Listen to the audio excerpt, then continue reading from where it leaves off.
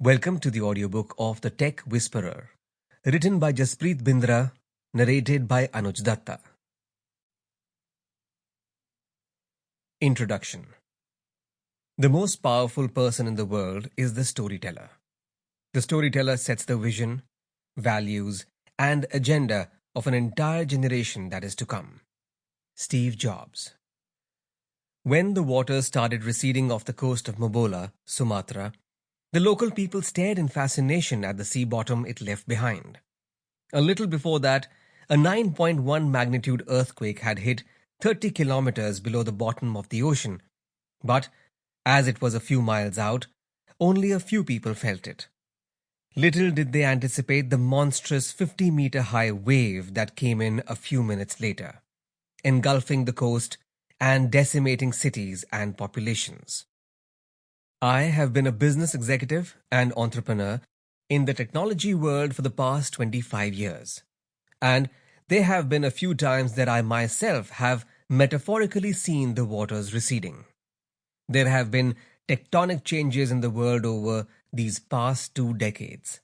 In customer expectations, environment, regulation, and above all, in technology. Each such change fundamentally reshapes the world of business. In recent years, these changes have only intensified on the Richter scale, and some of them have resulted in massive waves that have wiped out large companies which either did not see them coming or did not change themselves to withstand them. Kodak, Blockbuster, Yahoo, Toys R Us, and many more succumbed in these earlier tsunamis, while more nimble companies and startups like Amazon, Google, Netflix, and Samsung, to name a few, took their place.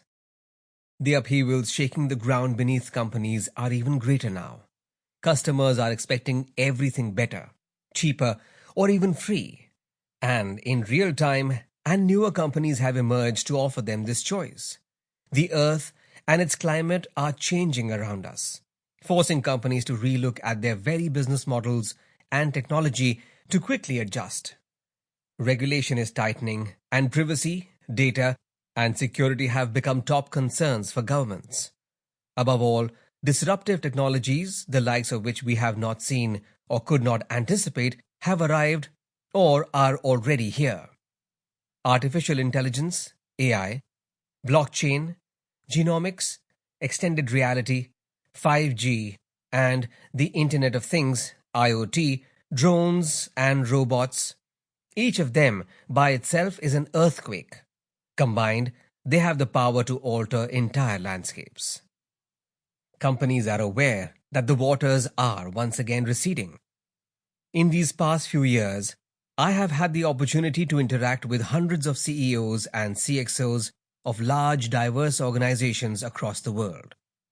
Every single one of them is looking at the seafloor with a mix of trepidation and excitement, aware of the massive opportunities and existential threats that these new digital technologies and business models bring to them. However, most are unsure of what these technologies are, what needs to change, how and what they should do, and, most importantly, how they'd carry their people along with them. Many are not quite sure that they have the right skills, people, and bandwidth to make these changes happen. George Westerman, a leader in the area of digital transformation and the author of the authoritative book Leading Digital, hits the nail on the head when he proposed the first law of digital transformation. Technology changes quickly, but organizations change much more slowly. Over the last few years, my job as a practicing chief digital officer and a digital transformation advisor has been to work with these same people and try to make this transformation happen. I have spent more than a decade with the 2 largest diversified conglomerates in India and a few years with a global technology company before I struck out to be a digital transformation and technology advisor and consultant to large corporations.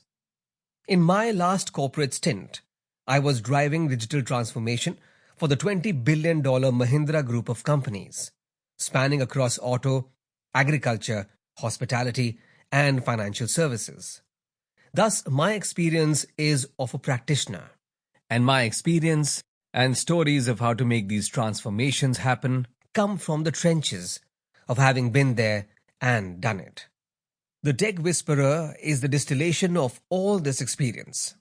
Whisperers, as we know, are people who speak the language of the listeners and serve to allay their fears and prepare them for the challenges they face. The tech whisperer tries to do that too. It really is a tale of two books. The first part around digital transformation, and the second on the emerging technology forces that enable it. The first part of the book, chapters 1 through 7, is about digital transformation, the area I have dedicated myself to for the last many years. I started working with companies around digital transformation before it became a buzzword and when you had to explain to people what it was. Many years have passed, but the challenge remains. While digital transformation is now a legitimate $2 trillion catchphrase, one still needs to explain to people what it is all about and what it can do for their businesses. Most people speak about digital transformation in one breath as one word. The fact is that they are two very separate words, digital and transformation. Often executives tend to focus much more on the digital bit. Technology, processes, products, systems, gadgets. The digital part is perhaps sexier. Words like AI, machine learning, blockchain, social media carry an element of oomph. The transformation part often is an afterthought, since this is the more pedestrian and the tougher part of the equation and where the grunt work of changing an organization's culture and people's mindsets and skills need to be done. There are many definitions of digital transformation, but my favorite one remains the one given by George Westerman of Massachusetts Institute of Technology, MIT. The use of digital technology to radically improve the performance and/or reach of a company. The definition is pithy. Each word is important, and it has the goals and objectives built in. As we discussed earlier, there are tectonic changes happening around us. These changes are not linear, but exponential in nature. The fact is that customers have changed to keep pace with these revolutions, but organizations have not. Unlike consumers, they are weighed down with their culture, their people's collective mindset, and most often, their past success. In the first part of the book, I present the practitioner's view of making this digital transformation happen in organizations. My first chapter, The Twice Borns, tries to explain and demystify digital transformation. It explains the distinction between born digital companies like the Googles and Amazons of the world and the companies which are trying to become digital, like the GEs and Burberrys of the world. Much like the Brahmins in Hindu mythology, they have to be born more than once. The second chapter lays down the 10 commandments of digital transformation. The genesis of this chapter lies in an article I wrote for Mint a few years back, which gave a practitioner's view of the 10 necessary principles for successful digital transformations. This article went viral, generating a healthy discussion among corporate executives, academicians, and students on digital transformation. The discussion around this article and how it was received provided me the inspiration for this book. The third chapter is a short one and introduces the Holy Trinity, the centerpiece of my beliefs on digital transformation.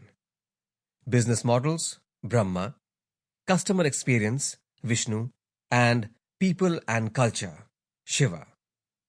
Chapters 4, 5, and 6 explain each one of the Trinity in detail. Business model transformation is perhaps the beating heart of digital transformation. Most often born digital companies just do business in a model very different from legacy companies. And the shift to these new tech-enabled, consumer-friendly, Uber-like business models is the core of digital transformation. Chapter 4 explains how organizations can manage this very difficult transition successfully. Sample complete. Ready to continue?